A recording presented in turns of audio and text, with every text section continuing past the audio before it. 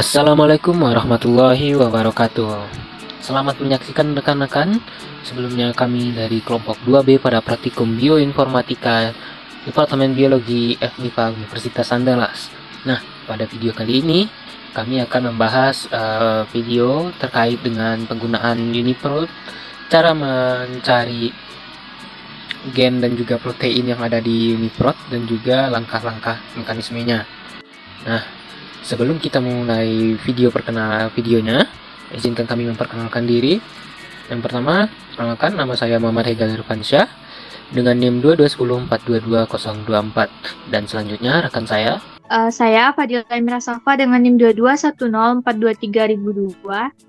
Saya Hanifah Putri dengan NIM 2210422010. Saya Jamila Nafa dengan BP 2110422018.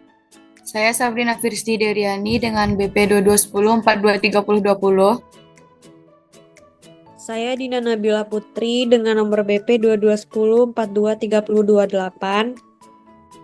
Saya Melarjani Pasisa dengan BP 2210423040. Nah, berikut adalah perkenalan dari anggota-anggota dari kelompok 2B pada praktikum Bioinformatika. Nah, selanjutnya pada video kali ini kami dari kelompok 2B akan membahas materi terkait dengan protein keras pada website UniProt dan juga DrugBank, yang dimana rekan-rekan bisa menggunakan website UniProt dan DrugBank secara gratis untuk mengakses berbagai macam protein dan juga obat yang terkait dengan protein tersebut. Nah, langsung saja. Yang pertama, yakni rekan-rekan silahkan siapkan media atau device yang akan rekan-rekan gunakan untuk melakukan pencarian protein, yang dimana pada video kali ini kami akan membahas terkait dengan protein keras. Nah, yang pertama, rekan-rekan silahkan buka Chrome ataupun website pada device-nya masing-masing. Nah, pada kolom search Google, rekan-rekan bisa klik atau rekan-rekan bisa ketik UniProt, dan setelah rekan-rekan ketik UniProt dan melakukan search, berikut adalah tampilan awal dari hasil pencarian terkait dengan website UniProt. Nah, selanjutnya rekan-rekan bisa klik pada website UniProt ini yang pada bagian atas.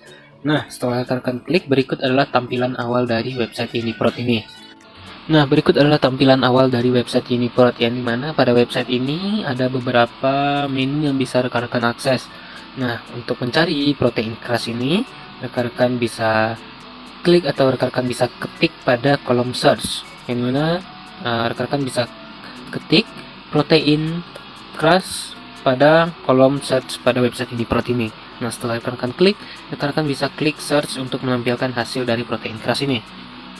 Dan dimana pada website UniProt KB ini ditemukan hasil pencarian yang ada pada database UniProt ini, bahwa protein keras ini memiliki jumlah database sebanyak 1685 hasil. Dengan statusnya reviewed atau Swissport itu sebanyak 135, dan juga unreviewed atau TRMBL itu sebanyak 1550. Pada human atau manusia itu sebanyak 94 database, pada zebrafish itu sebanyak 47 database, pada tikus atau mouse itu sebanyak 34 database, pada tikus besar atau rat itu sebanyak 24 database, dan juga pada bovine itu sebanyak 12 database.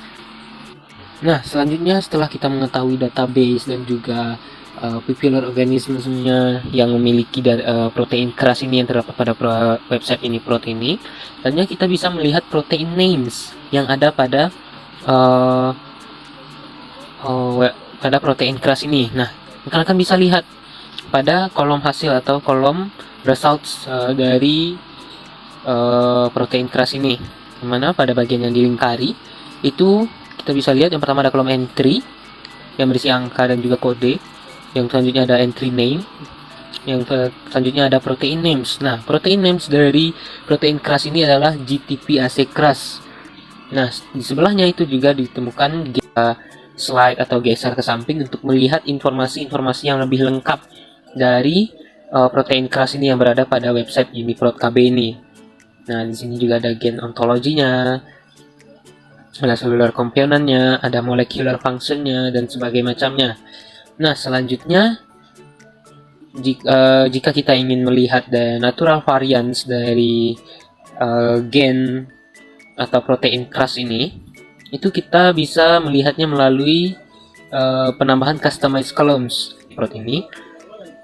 Materi selanjutnya atau penjelasan selanjutnya dari protein keras ini akan disampaikan oleh rekan kelompok saya. Silahkan. Selanjutnya, nama protein, gen, dan organisme dari protein keras ini dapat dilihat pada halaman dari database protein tadi. Terdapat nama protein, beberapa nama protein dari protein keras yang dimana salah satunya itu adalah GTPase keras, yang dimana GTPase keras ini memiliki nama gennya itu adalah keras 2 dan RAS2.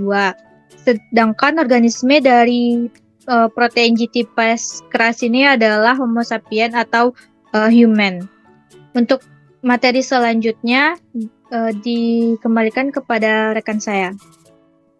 Baiklah, setelah tadi kita mengetahui mengenai total database, protein dan natural varian, serta nama protein, gen, dan juga organisme dari protein ini, selanjutnya kita akan klik salah satunya, itu pada nomor entry-nya, untuk mengetahui bagian dari fungsi protein tersebut. Nah, di sini juga seperti yang sudah dijelaskan rekan saya, nama proteinnya adalah GTPase keras dengan gen KRAS, lalu dari organisme Homo sapiens atau human.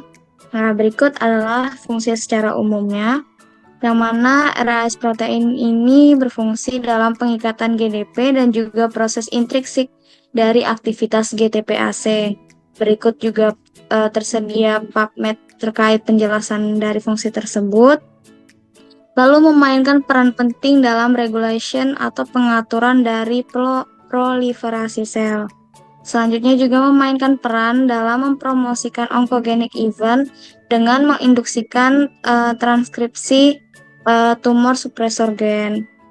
Nah, lalu kita dapat scroll ke bawah ke bagian Go Annotation. Di sini juga tersedia fungsi dari molekularnya, fungsi biologisnya, dan lain sebagainya. Berikut adalah salah satu tabel mengenai aspek dari molekular fungsinya. Yang pertama di sini dia berperan dalam aktivitas protein G, lalu berperan dalam pengikatan GDP, berperan dalam pengikatan GTP, lalu berperan dalam aktivitas GTPase, lalu juga berperan dalam aktivitas pengikatan protein identik, dan lain sebagainya. Sedangkan untuk biological prosesnya itu berperan dalam mengorganisasi aktin sitoskeleton, kemudian juga berperan dalam development atau perkembangan dari forebrain astrocyte, lalu berperan dalam gen expression, berperan dalam homeostasis dari beberapa sel dengan jaringan, dan lain sebagainya.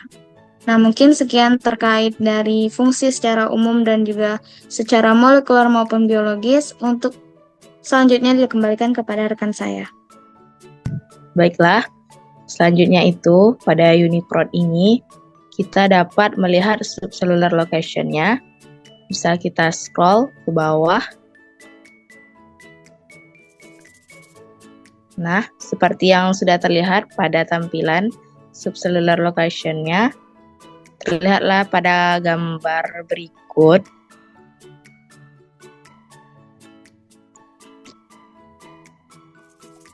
Di mana sel membran ini adalah permeable selective, membran selektif permeable yang dikelilingi oleh sitoplasma, sitosol. Selanjutnya itu selain untuk melihat subcellular location-nya, kita juga dapat melihat penyakit, obat dari penyakit target protein ini. Kita bisa scroll ke bawah untuk melihat kemis. Pada bagian chemistry ini, pada bagian drug bank-nya, pada nomor accession number-nya ini, kita bisa klik salah satunya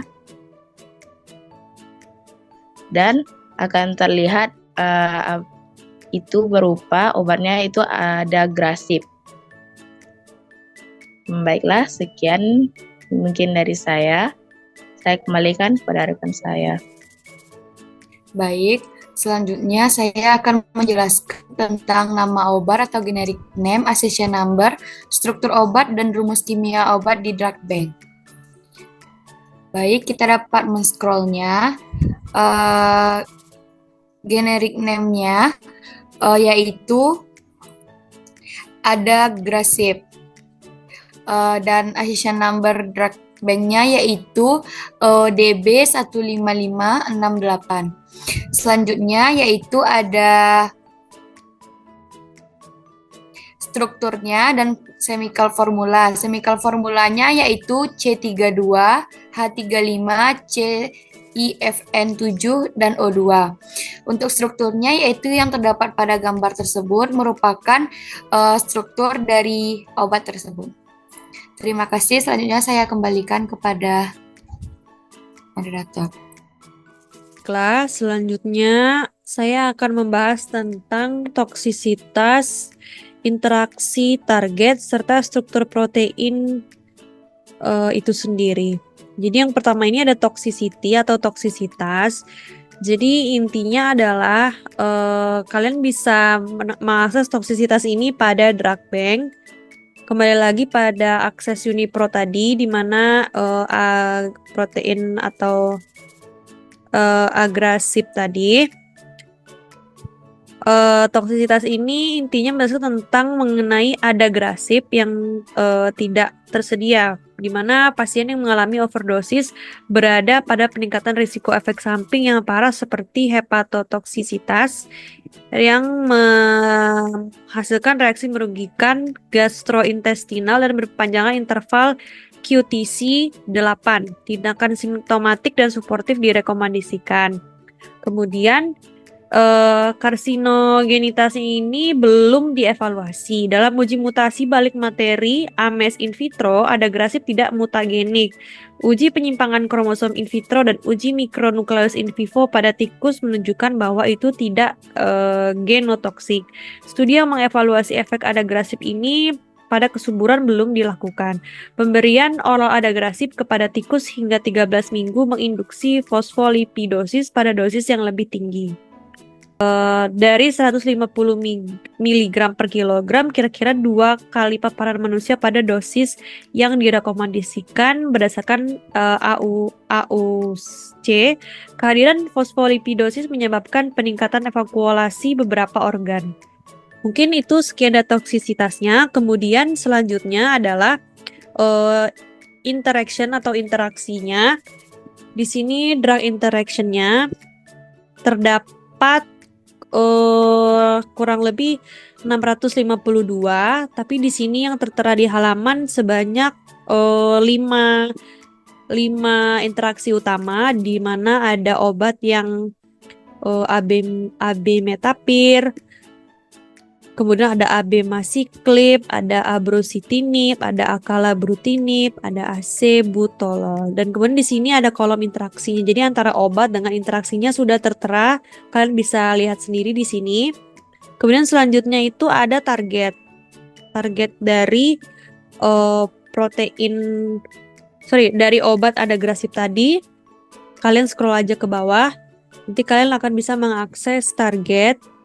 Dan target itu sendiri tergantung dari obat-obatnya. Jadi di sini target dari obat adagrasip ini hanya satu, yaitu GTPaC KRAS, yang dimana dia jenis protein, organismenya humans atau manusia. Terus dia aksinya itu inhibitor. Sebagai inhibitor, di sini juga terdapat general function-nya. Dan di sini ada specific function-nya yang dimana G protein activity. Kemudian ada gen name, Uniprot ID, dan lain-lainnya. Kemudian yang terakhir ada struktur protein di Uniprot itu sendiri. Kalian bisa kembali mengakses halaman Uniprot. Kemudian kalian bisa di pilihan ini yang tertera kursor terdapat structure. Kemudian nanti di sini akan ditampilkan sendiri dari structure protein KRAS tadi.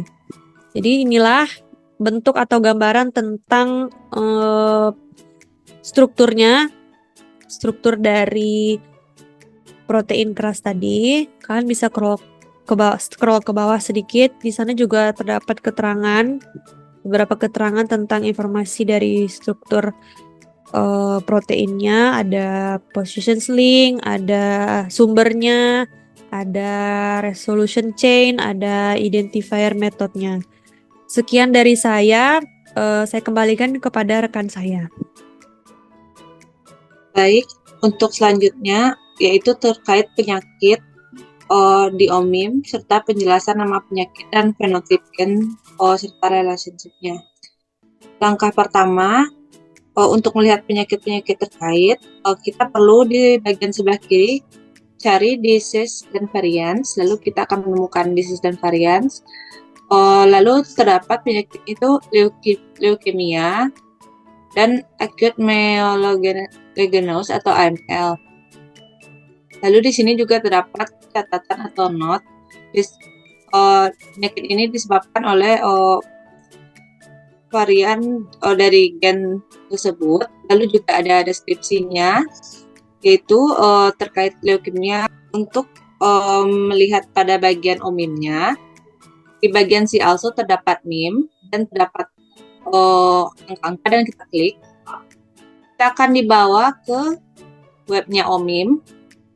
Setelah itu, pada bagian tersebut dapat kita lihat ada nama penyakit, yaitu leukemia akut myeloid.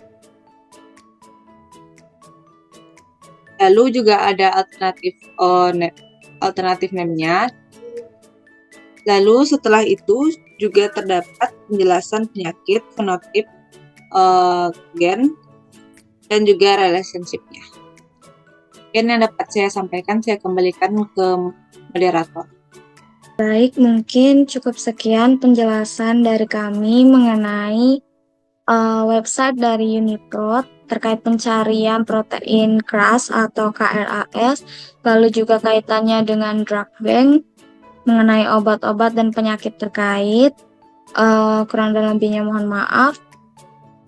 Diakhiri, wassalamualaikum warahmatullahi wabarakatuh.